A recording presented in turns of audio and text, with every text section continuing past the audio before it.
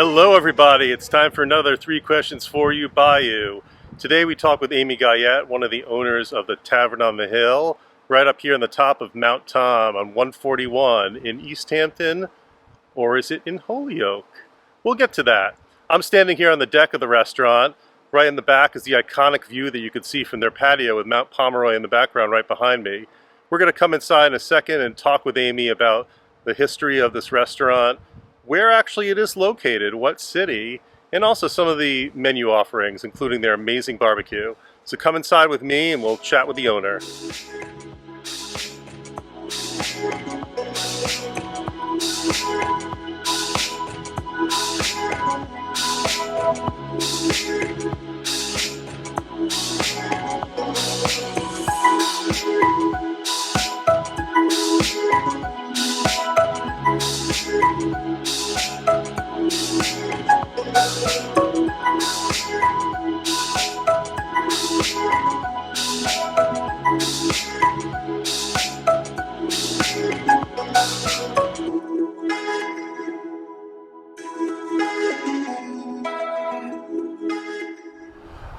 This lovely building right here at the top of the hill on Route 141 on Mount Tom has a very storied past.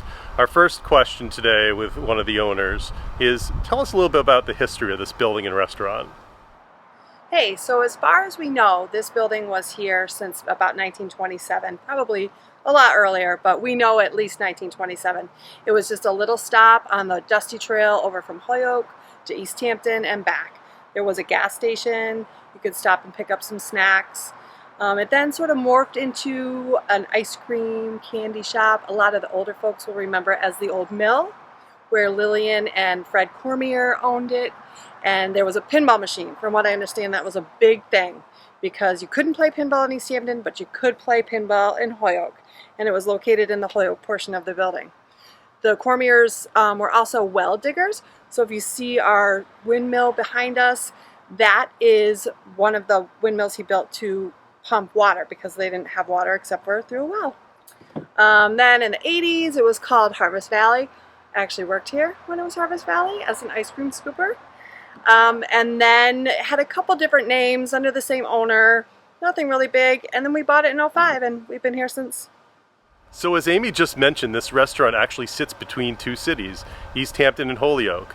Which one is it? Is it Easthampton? Is it Holyoke? Or is it both? So we are actually in both. The front of our building is in Holyoke and the back of our building is in Easthampton. So we are fortunate enough to belong to two really cool, funky cities. Okay, last question. So as we all know, everyone who loves this restaurant and those who still want to try it, know that they switched up their menu a few years ago and now offer some amazing barbecue. So tell us a little bit about that. So there are a couple of things and factors that went into us changing the menu. One, my husband and I, my husband's also the owner and chef, we love barbecue. We would travel, try to find the best barbecue around, and we felt like there was that sort of niche that was missing in this area. For sure you can find some barbecue, but you can't find really, really good barbecue in this area till we opened.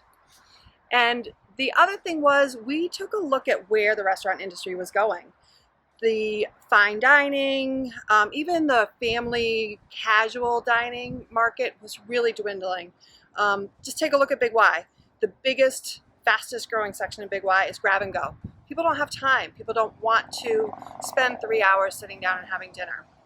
And then the other factor that we thought about was labor. The restaurant industry has actually been in a really big labor crisis since before the pandemic. It has been probably the bane of most of our existence in anybody in the industry right now, especially. So we were looking at things that we could do and that we could teach people who didn't quite have the knowledge or the skill or just the experience. Barbecue is to do good barbecue, it takes a lot of practice. But once you get it down, it's fairly labor intensive, not labor intensive, I should say, versus some of the other items that we used to do, which took a lot more skill and more practice. So all of those things combined, we finally, 3 years ago, made the decision to get a smoker, and we ordered one from a place in Texas. It's called J&R Manufacturing. They do smokers for all of the big places. So we just sort of took a leap of faith. We ordered the smoker, we altered our building, we put it in, and we had our first, we called them barbecue Sundays. So we had a day, and the feedback we got was just phenomenal. And ever since then, we've been growing. Our clientele has been changing a little bit. People are hearing about us. A couple years ago, we won, I think we were 5th in all of Massachusetts through the Mass Live Readers Poll.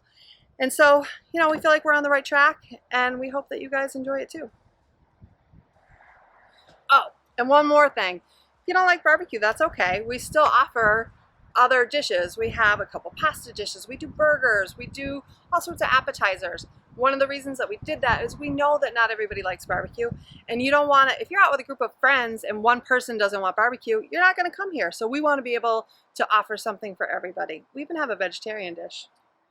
Thank you so much, Amy. That was incredibly informative. We all got to learn about the amazing history of this building, which city it really is in. Hey, hint, it's in 2. And their switch over to including barbecue as well as the amazing offerings on their menu. And hey, they have this amazing deck out here to enjoy with an incredible view of the valley. So come on down, check them out online, tavernonline.com on the web, and you can also find them on social, on Facebook and Instagram. Thanks for coming out for another 3 Questions for You by You, Tavern on the Hill edition.